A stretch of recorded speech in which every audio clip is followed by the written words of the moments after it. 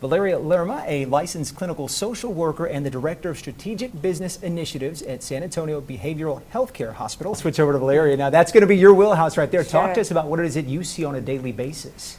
Absolutely. So what I typically see with children and adolescents that I work with is a pretty severe lack of coping skills.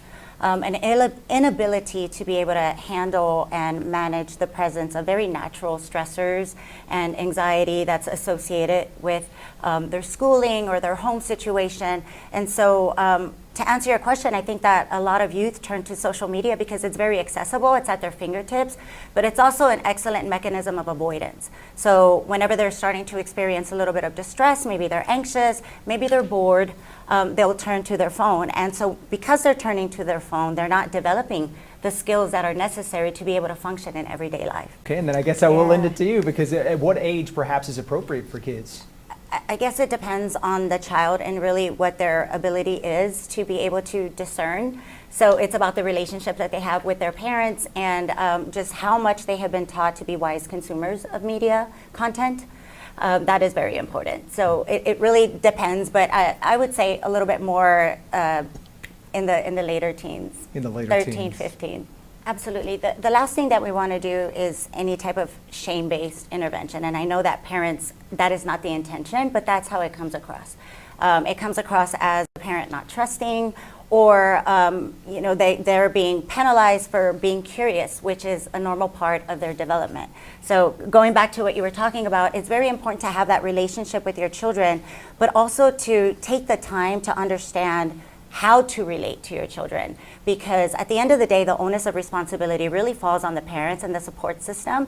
We are the ones that have to out-influence the influencers. And the way that we do that is to help children feel seen, heard, and more than anything, understood. Because otherwise, somebody else could come in and make them feel that way, Sure. and now you don't have any control over that. And the reality also is that as far as self-harm, substance abuse, yes, we can moderate, we can limit, but they're going to be exposed to that. There's a lot of that going on in the schools, and it's going to happen. So you cannot just depend on regulation. Yeah, and you support that.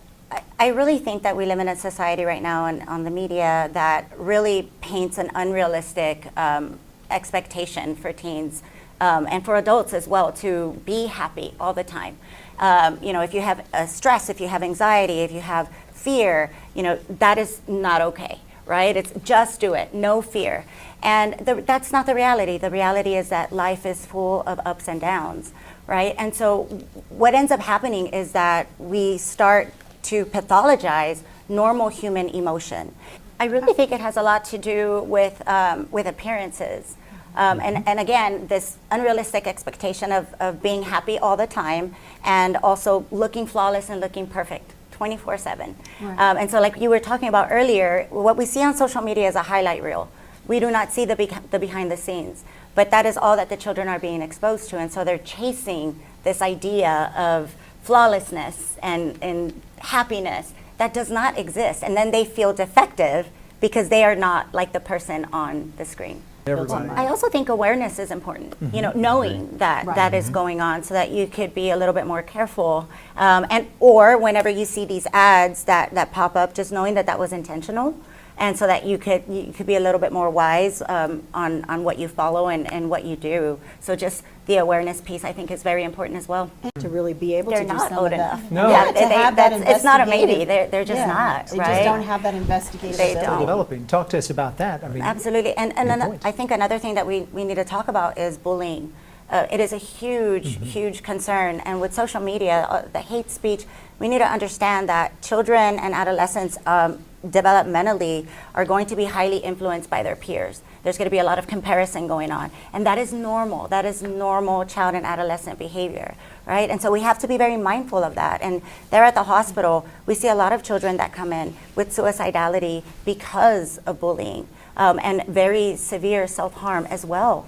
And then we also treat the bullies as well, right? And so it is huge. And this constant need for approval, you just look at the comments. The comments of, if somebody posts a picture, there could be 30 wonderful comments, one negative one. That child is going to ruminate over that negative comment and stew. That is just the nature of being a child. And so there's a lot out there as well.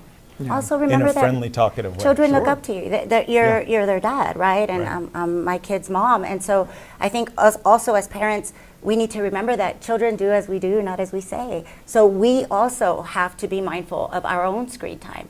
And we want the kids to go outside and get some sunshine. How about we go with them? How about we put the phone down? How about we do those things, and we need to model the behavior that we want to see. Valeria, talk to us about that positivity. So we were talking earlier about I was saying that the onus of responsibility falls on the parents and the support system. So one of the beautiful things about social media is the expanded support system that it can create. You can connect with like-minded individuals. You can find support groups. If you can connect with old high school classmates, et cetera. And so now all of a sudden you have a much bigger support system than you would if you did not have social media. Sure. And that is a protective factor against a lot of mental illness. Okay, Valeria? Yes, most definitely. Being a wise consumer. Talk to your children, spend time with your children, and take the time to learn how to do it. I have a master's degree, so I had to take a lot of classes to learn how to talk to children and adolescents. So it's not, and I say that because it's not something that just comes natural. You're naturally going to talk to a child and give them a lecture of some sort, or, don't worry about it. When you're my age, it's not going to matter. But the reality is that it matters to them right now. And we want to be able to be there with them and help them to regulate, because kids cannot self-regulate. They need co-regulation. And so just taking the time to be able to educate yourself about how to connect with your children is going to go a long way, because we can't protect them from everything. They're sponges and they soak it all up. All right. Absolutely. Yeah.